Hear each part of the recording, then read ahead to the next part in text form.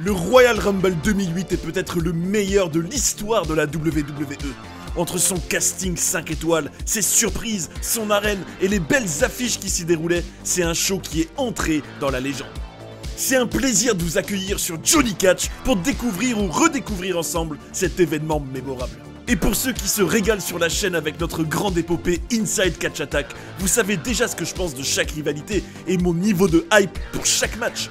Vous avez pu vivre la construction de ce Royal Rumble de A à Z, avec mes notes pour chaque semaine, les moyennes de la semaine et mes Power Rankings. Et je me réjouis vraiment qu'on partage ce premier grand pay-per-view de notre belle aventure tous ensemble.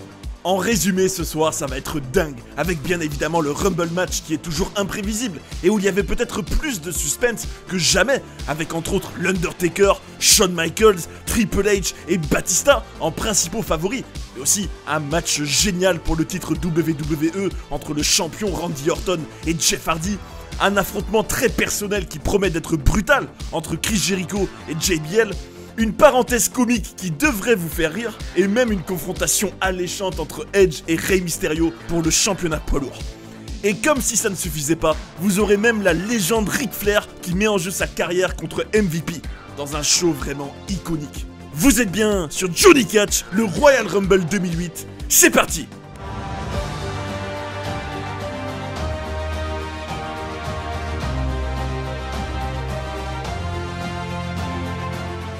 Et le show démarre par une promo teintée d'histoire avec de superbes images d'archives dans lesquelles on peut voir l'Ultimate Warrior, Hulk Hogan, Stone Cold, avant d'avoir des images plus actuelles, le tout avec la musique officielle du show, Stand Up for Rock'n'Roll de Airborne. On a droit à de magnifiques pyros au-dessus du ring puis dans le ring. Ah, je vous le cache pas, je suis comme une vraie pile électrique remplie d'excitation alors que le show n'a même pas encore commencé. Et on démarre très fort dans ce Madison Square Garden chauffé à blanc avec la carrière de la légende Ric Flair qui est en jeu. Celui qui arbore un peignoir en or absolument majestueux va faire face au champion des États-Unis, Montel Vontavious Porter, MVP. La disposition de la salle est vraiment incroyable, avec le ring au centre et tout le public qui l'entoure. C'est génial. Je veux vous dire une nouvelle fois à quel point ça a été un honneur de lutter au Madison Square Garden toutes ces années. J'ai eu mon premier match ici en mars 1976, bien avant que la plupart d'entre vous n'arrivent dans ce monde. Et je veux que vous sachiez, n'a pas le temps de finir le Nature Boy car on entend une horloge, celle de la musique d'MVP. Et peut-être celle qui va sonner ce soir, le terme d'une carrière déjà gravée dans la légende. Je dois dire que j'aime vraiment pas l'attitude d'MVP qui aborde ce match comme d'habitude. J'aime pas la tenue du champion US également, avec du orange, du vert. C'est pas à la hauteur de ce qui est censé être un match qui peut littéralement changer sa vie. Finalement, qui a le plus à perdre ce soir? Flair a sa carrière en jeu, mais il a déjà tout accompli et est plus près de la fin que du début. En plus, terminer au Madison Square Garden serait beau pour lui, alors que MVP peut littéralement passer à côté de l'opportunité d'une vie. Le début de match est plutôt équilibré, les deux se rendent l'appareil, mais l'alchimie entre les deux ne saute pas aux yeux, surtout avec cette tenue pour MVP. Plus le match dure, plus ça fait les affaires de Mr. 305, comme le soulignent les commentateurs, alors que Flair, lui, doit tenter d'en finir vite. Le champion des États-Unis fait un tombé victorieux, à ma grande surprise, mais Charles Robinson a vu le pied de Flair au moment de son compte de 3. Bravo à lui. Le Nature Boy tente de nombreux Schoolboy et tomber en tout genre. C'est malin de sa part, parce qu'avec sa fougue, MVP peut facilement être pris par surprise. Superplex de la deuxième corde, gros big boot dans le coin, l'athlète le mieux payé de l'histoire de SmackDown ne recule devant rien pour tenter de mettre la légende à la retraite. Ce dernier a plus d'un tour dans son sac, avec notamment d'énormes atémies qui font hurler la foule. Wouh! Et son figure 4 leglock qu'il parvient à placer et qui va même lui permettre de faire abandonner MVP. Incroyable, j'imaginais pas du tout un tel final pour ce match. La carrière de Ric Flair continue, bon sang. C'était un bon choix pour l'opener, mais ça manquait de beaucoup de choses. C'est pourquoi je mets un 10 sur 20, la moyenne, sachant que la construction ne valait pas plus, elle aussi. Vince McMahon est avec son fils confortablement installé sur un fauteuil, et lui rappelle qu'il ne peut faire confiance à personne, et qu'il attend une victoire de sa part dans le Royal Rumble match. Finlay arrive et le grand Manitou répète qu'on ne peut faire confiance à personne, qu'il ne peut pas avoir confiance en Hornswoggle lui non plus. Ça n'empêchera pas les deux Irlandais de finir malgré tout dans les bras l'un de l'autre. On retrouve un certain Mike Adamle dans un coin de l'arène, et il nous parle de la rivalité entre Chris Jericho et JBL. Il nous demande de regarder un clip récapitulatif et je dois dire que je l'ai adoré. De toute manière, je suis ultra fan de cette storyline. C'est brutal, personnel, avec deux vrais superstars au jeu d'acteurs incroyable qui maîtrisent aussi l'art de la promo. Il ne reste qu'à nous offrir un beau spectacle dans le ring et ce sera vraiment mémorable. On accueille Y2J et je suis vraiment fan d'avoir des pyros au-dessus du ring. C'est splendide. Pas de limousine ce soir pour son adversaire JBL, qui entre en le fixant du regard avec dédain. Et sur ça, franchement, JBL est vraiment incroyable. Ce petit air hautain et supérieur. Comme je l'avais dit pendant les weeklies, même moi, j'ai envie de lui mettre une claque. Malheureusement, le match manque d'une stipulation pour que les deux puissent vraiment régler leur compte. Notamment Jericho, qui a quand même été traîné au sol comme un chien, avec aussi JBL qui s'est adressé à ses enfants. De l'autre côté, ça donne une configuration intéressante, avec un Y2J qui doit maîtriser ses nerfs s'il veut gagner, montrer à ses enfants qu'il n'est pas un lâche, et donc se venger. Le style des deux superstars se complète parfaitement, avec le côté rude et calculateur du Texan face à la vivacité du Canadien. Les cordes à linge et droites surpuissantes de JBL répondent donc aux sauts et autres inseguri du King of Bling Bling. À un moment, Jericho va être projeté hyper violemment par JBL sur le poteau du ring et saigner abondamment du visage. Le Texan va évidemment aller le tataner là où ça fait mal, tel une hyène attirée par le sang de sa victime. Jericho est vraiment imbibé de sang, mais cela ne l'empêche pas de réaliser un superbe Lion Salt et surtout de fracasser le crâne de son adversaire avec une chaise. J'ai envie de vous dire que ce qui devait arriver, arriva. Y2J pète littéralement un câble et va à son tour attacher le Texan avec un câble. Il va carrément le pendre, ce qui est vraiment choquant, mais JBL a vraiment cramé les nerfs du Canadien au fil des semaines. Y2J s'en va dans une marée de sang, mais avec le soulagement de voir Bradshaw complètement meurtri sur le ring. Mesdames et messieurs, le vainqueur de ce match par disqualification, John Bradshaw Layfield, annonce Lilian Garcia sous les huées de la foule. Je dirais que chacun a eu ce qu'il voulait ce soir. La victoire avait sûrement plus d'importance aux yeux de JBL, tandis que Jericho devait lui exploser son adversaire, d'une manière ou d'une autre. Je donne un bon 14 sur 20 à ce match que j'ai vraiment apprécié, mais qui aurait pu être plus brutal avec une stipulation, selon moi. Ashley frappe au vestiaire de Maria, mais c'est bien Santino qui en sort. La belle est occupée et se prépare pour le premier kiss cam en HD, et n'est pas intéressée par la proposition d'Ashley. Arrivederci, s'exclame l'Italien avant de lui fermer la porte au nez. Ouille.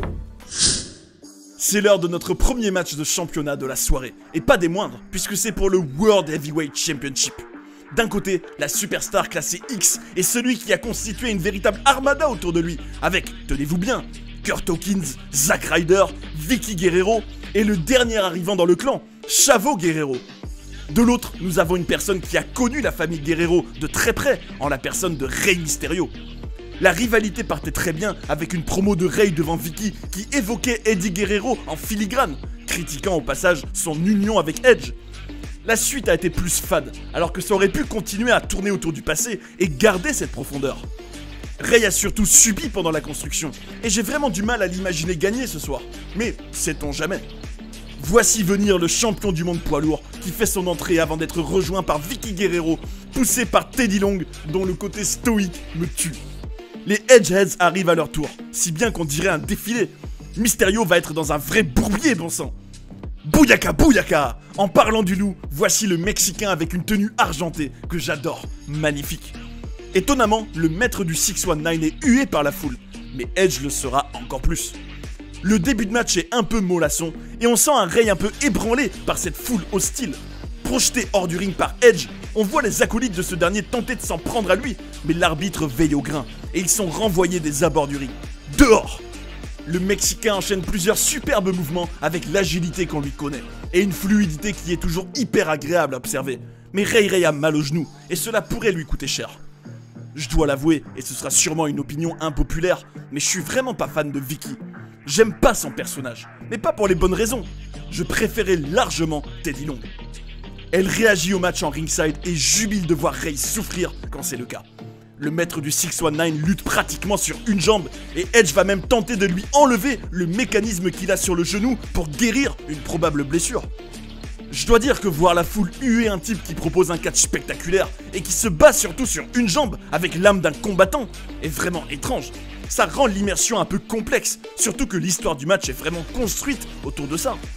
À un moment donné, Rey va esquiver un spear et enchaîner avec un 619, puis le splash qui va avec. Mais là, tenez-vous bien, c'est Vickie Guerrero qui se lève de son fauteuil pour stopper le tombé en attrapant la jambe de l'arbitre. Rey est médusé, mais repart pour un 619. Cette fois, la GM de SmackDown va serrer Edge pour encaisser la prise elle-même. La Retida Superstar contrera un saut du Mexicain avec un spear magnifique pour remporter une victoire plus que controversée. Bon sang, la fin de match était complètement folle. Tout est vraiment allé très vite et le final était vraiment de toute beauté avec ce spear sur Mysterio en plein air. Vickie est raccompagnée par Edge et ses acolytes et elle a vraiment l'air de souffrir. Vivement le prochain SmackDown pour connaître la suite. Je donne un 15 sur 20 correct à cet affrontement, mais c'est un peu compliqué à noter avec cette foule un peu spéciale. Le match raconte une vraie histoire, l'alchimie est bien présente, le rythme est agréable et la fin est à la fois spectaculaire et teintée de controverse. Un très beau spectacle. Ric Flair est dans le vestiaire et il est avec Mr. Kennedy qui prévoit de gagner le Royal Rumble match. Le Heartbreak Kid Shawn Michaels apparaît, ce qui le fait fuir, et il en profite pour se moquer de lui. Le Nature Boy félicite Shawn pour sa performance de la semaine dernière et est sûr qu'il peut gagner ce soir. Batista apparaît pour un petit check au Nate et c'est The Game qui sort de sa boîte à son tour pour dire que c'est lui qui va gagner. Et aussi pour dire au Nate de se rhabiller. Bon sang de bon sang, le toit va exploser tellement il y a de star power dans cette pièce. J'adore ce genre de moment humain entre des hommes qui se respectent et qui ont une histoire commune. Je trouve ça génial. Avant de continuer, j'aimerais prendre un très court instant pour vous demander de mettre un petit like si vous aimez ce show. C'est pas grand chose pour vous, mais croyez-moi, ça m'aide beaucoup. Avec le petit abonnement qui va bien, vous mettez royal. La belle Maria se dirige vers le ring, et c'est l'heure de la première Royal Rumble Kiss Cam. Certains se prêtent au jeu, d'autres pas vraiment. Il y en a même un qui a voulu toucher les pom-poms de sa copine, bon sang. Calm down, bro. Maria remercie New York et Ashley la rejoint sur le ring du MSG. Elle lui demande si elle est intéressée pour apparaître dans le magazine Playboy. Mais ni une ni deux, Santino Marella apparaît avec quelqu'un sous un drap. J'avoue que je suis très curieux. La réponse est non. Personne ne veut voir Maria sans habit sur elle, s'exclame l'Italien avant de se moquer de la foule. Ashley n'est pas d'accord, c'est à Maria de décider. Mais Santino n'a pas dit son dernier mot et invite l'homme sous le drap à venir les rejoindre. J'ai eu un énorme fou rire. Big Lucy, Big Dick Johnson est là et commence à danser avant de se faire tataner par Ashley qui tenait des poulets. On a maintenant la première promo pour WrestleMania 24 avec Kelly Kelly dans le rôle d'une secouriste sur une plage. Et un type qui, en la voyant, va aller faire semblant de se noyer. Elle va courir pour le sauver, mais au moment du bouche à bouche, accrochez-vous, c'est Mae Young qui apparaît. On a ensuite une belle carte postale. Je suis vraiment fan. Voilà aussi pourquoi j'aime autant cette époque. Ce côté léger, créatif, attachant. Par la foudre de Zeus, c'est l'heure d'un match qui a vraiment eu une superbe construction. Le champion intercontinental Jeff Hardy s'apprête à défier le champion de la WWE, Randy Orton. La promo d'avant-match est très intéressante, puisqu'elle nous montre tour à tour deux clips. Un sur Orton, avec une musique bien rock, qui montre qu'il était destiné à être une superstar de la WWE. Et l'autre sur Jeff Hardy, et son parcours touchant, avec une musique émouvante. On notera que la musique a été remplacée par rapport à l'original, pour certaines raisons liées au groupe qui la jouait, Lost Prophets. Je comprends et soutiens aisément ce choix de la WWE pour le coup. Mais en soi, la musique était extraordinaire. Et je l'écoutais vraiment en boucle à l'époque. Le charismatique Enigma est le premier à arriver. Il peut être en pleine confiance, puisqu'il reste sur plusieurs semaines de domination physique et psychologique sur le champion. Qu'est-ce que j'aime l'entrée de Randy Orton. Sa musique, sa démarche lente en fixant son adversaire, il a une de ses classes. Et vous le savez sûrement déjà, c'est lui qui m'a fait tomber amoureux de notre belle passion. J'adore le début de match avec le maître du RKO qui tente d'intimider le casse-cou. Mais ce dernier lui répond de fort belle manière en le clouant au sol avant de l'immobiliser. Jeff enchaîne avec son atomic drop et tente un premier tombé qui ne passera pas. Randy se met à hurler sur la foule qui réagit au quart de tour alors que Jeff le massacre avec un saut qui le projette violemment sur la barrière. Regardez-moi ça, nom d'un chien! Il s'est explosé la tête sur la barricade! À peine relevé que Jeff fait un saut de la 3e corde qui remet Orton au sol. Et c'est génial parce qu'hyper cohérent avec toute la construction du match. Le champion de la WWE va aller chercher son titre pour tenter de fuir avec. Mais pas si vite. Hardy l'en empêche et le remet dans le ring. Cela va permettre à Orton de claquer un dropkick absolument somptueux sur Jeff, qui allait rentrer dans le ring en sautant, avant d'aller lui porter une suplex. La suite du match va être marquée par Orton tentant de maintenir Hardy dans des headlocks et autres soumissions au maximum. Ce qui est malin pour calmer le trublion et l'empêcher de faire ses manœuvres aériennes. À un moment, Jeff va reprendre le dessus et même faire un Whisper in the Wind à la vitesse de la lumière. Et qu'est-ce que j'adore cette prise, je trouve qu'elle n'est pas assez reconnue. Jeff se prépare pour une Swanton Bomb, mais Orton va rouler jusqu'aux abords du ring avant de prendre un saut monumental qui une nouvelle fois le propulse au sol. Hardy est inarrêtable et enchaîne avec un moonsault du haut de la 3e corde directement sur Orton aux abords du ring. L'angle de caméra en contre-plongée rend la prise encore plus spectaculaire, surtout avec le superbe plafond du MSG. Le charismatique Enigma jette Orton sur le ring pour lui asséner son Twist of Fate, mais Orton le contre en RKO. Incroyable, superbe, quel enchaînement! Randy Orton remporte le match et est toujours champion de la WWE. La manière de se mouvoir qu'a Orton est vraiment unique. Même là, sur le tombé, il est vraiment animal, je suis vraiment fan. Il s'en va en regardant son adversaire et on peut quand même voir du respect dans son regard. Hardy aura droit à une ovation avant de repartir à son tour, mais la queue entre les jambes.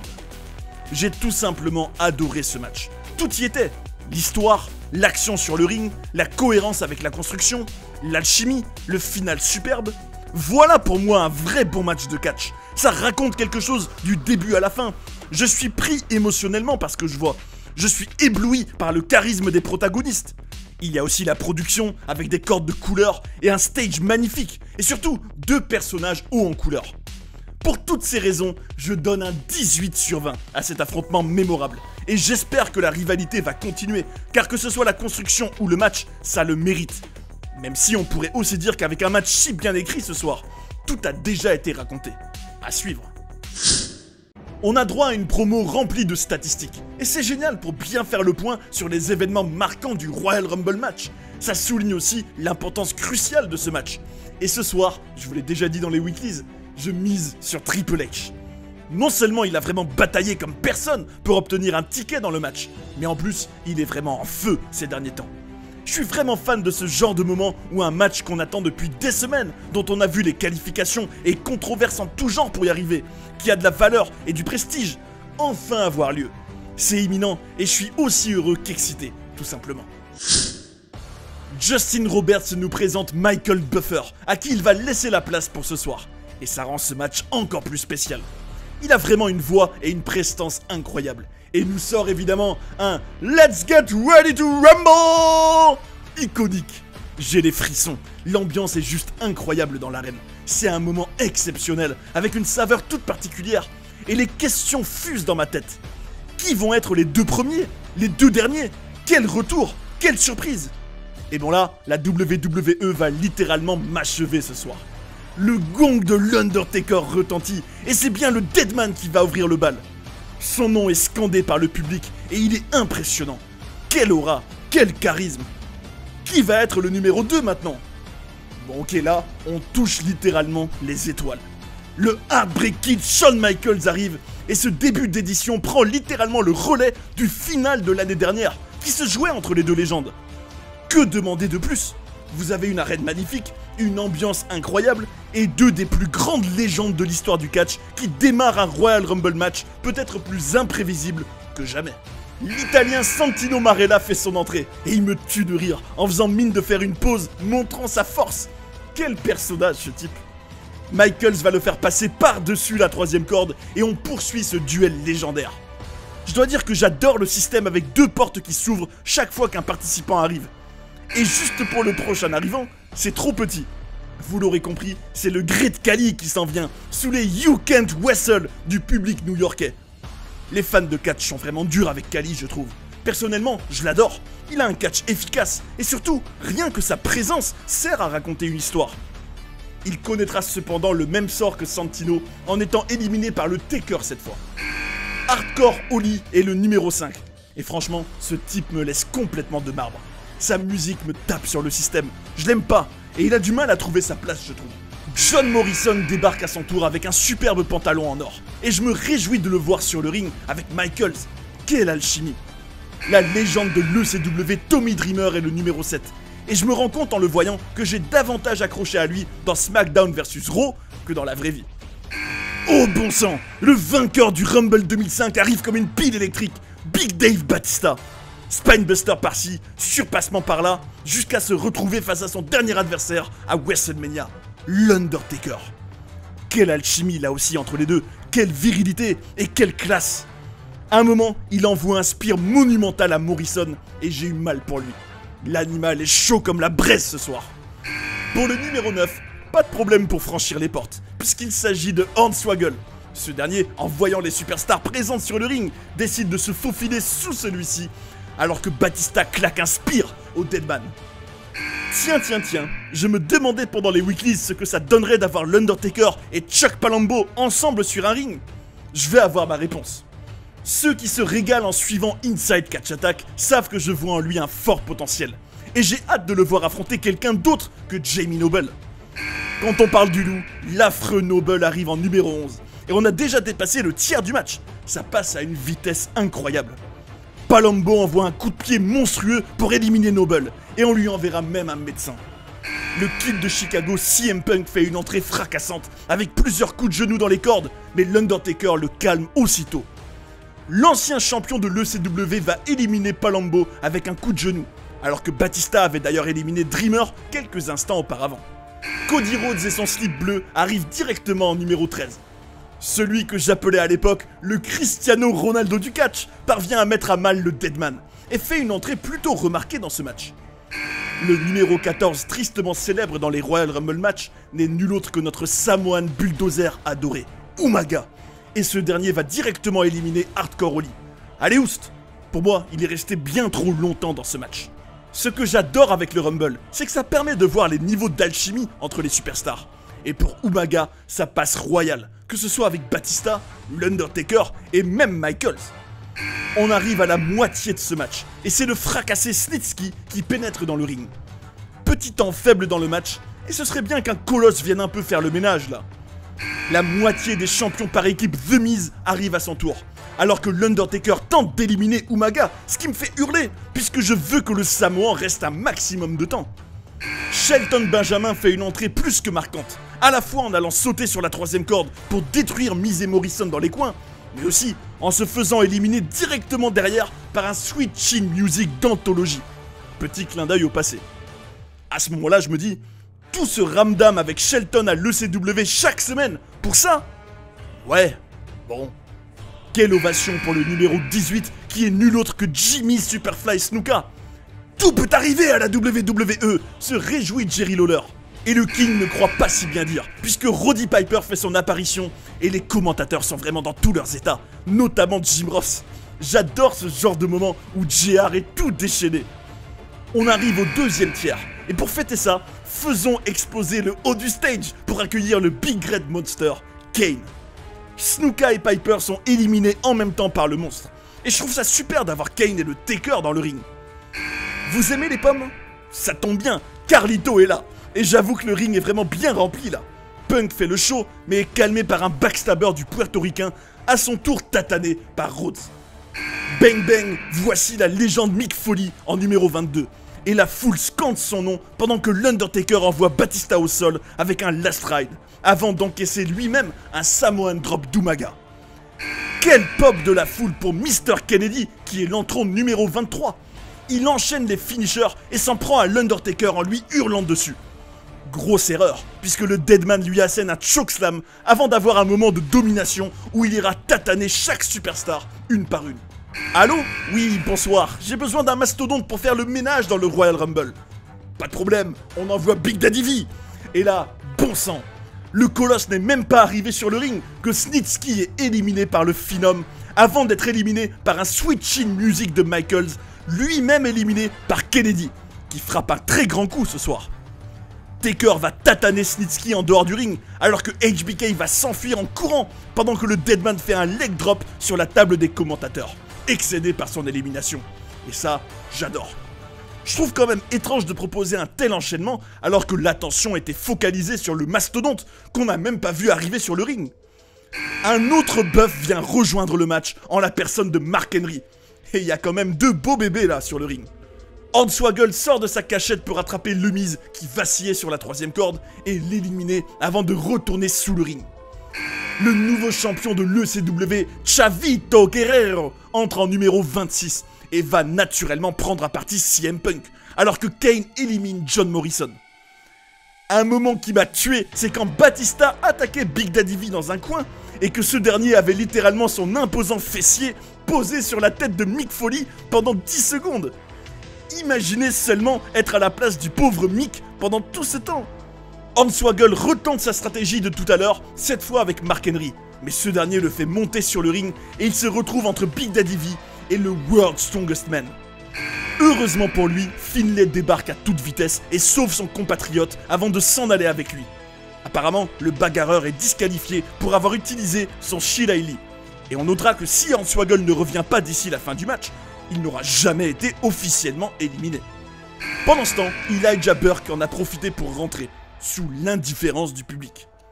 Chavo parvient à éliminer CM Punk avec une guillotine sur les cordes, alors qu'Umaga envoie un Samoan Spike surpuissant sur l'animal Batista. L'avant-dernier participant s'apprête à voir les portes du Royal Rumble s'ouvrir à lui. Et au bon sang, il s'agit de The Game, Triple H. Il tatane tout le monde et élimine Cody Rhodes, puis Big Daddy V. The Game et Mick Foley s'échangent des droites, et ça fait vraiment plaisir de les voir ensemble sur le ring. Le Weeble Assassin projette la légende hardcore sur Burke et élimine ainsi les deux en même temps. Qu'est-ce que je suis excité à l'idée d'accueillir le numéro 30 par la foudre de Zeus. En attendant, Triple H tatane Umaga jusqu'à lui mettre un pedigree dévastateur et le décompte du numéro 30 démarre. 10, 9, 8, 7, 6, 5, 4, 3, 2, 1, 0. Quoi? C'est John Cena! Hurle Jim Ross, et c'est tout le Madison Square Garden qui explose pour le retour de Monsieur Hustle Loyalty Respect. J'adore son échange avec Triple H avant d'entrer sur le ring. Toi, moi, ici, c'est l'heure. J'aime ce Cena-là, sérieux, crédible, avec ce superbe t-shirt auquel je suis si attaché. Le rappeur ne va pas faire dans la dentelle, puisqu'il élimine d'abord Carlito, puis Chavo, puis Mark Henry en une dizaine de secondes. The Champ a à peine le temps d'en profiter que Triple H et lui se confrontent du regard avec le logo de WrestleMania en toile de fond. C'est de toute beauté. Les deux hommes s'échangent des droites avant que The Game lui plante un énorme Spinebuster. Umaga attrape Triple H pour lui faire un Samoan Spike, mais encaisse un Spear de Batista qui élimine Kennedy avant d'en faire de même avec Umaga. L'animal va ensuite s'associer à Triple H au bon souvenir de l'évolution pour éliminer Kane. On a officiellement les 3 finalistes. Cena, Batista, Triple H. Quel star power, quel charisme, c'est incroyable. Je vous cache pas que je suis vraiment tout heureux là. Chaque superstar fait son taunt et se tatane chacun leur tour. Batista explose Cena au sol avec un Spinebuster avant d'en faire de même avec Triple H. Pas de jaloux.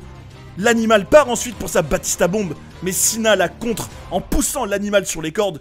Et Triple H n'a plus qu'à courir pour faire passer l'animal par-dessus la 3ème corde. John Cena contre Triple H. Voici la grande finale de ce Royal Rumble match tant attendu. Et quel moment, avec la foule en délire total et les deux qui pointent le superbe logo de WrestleMania du doigt.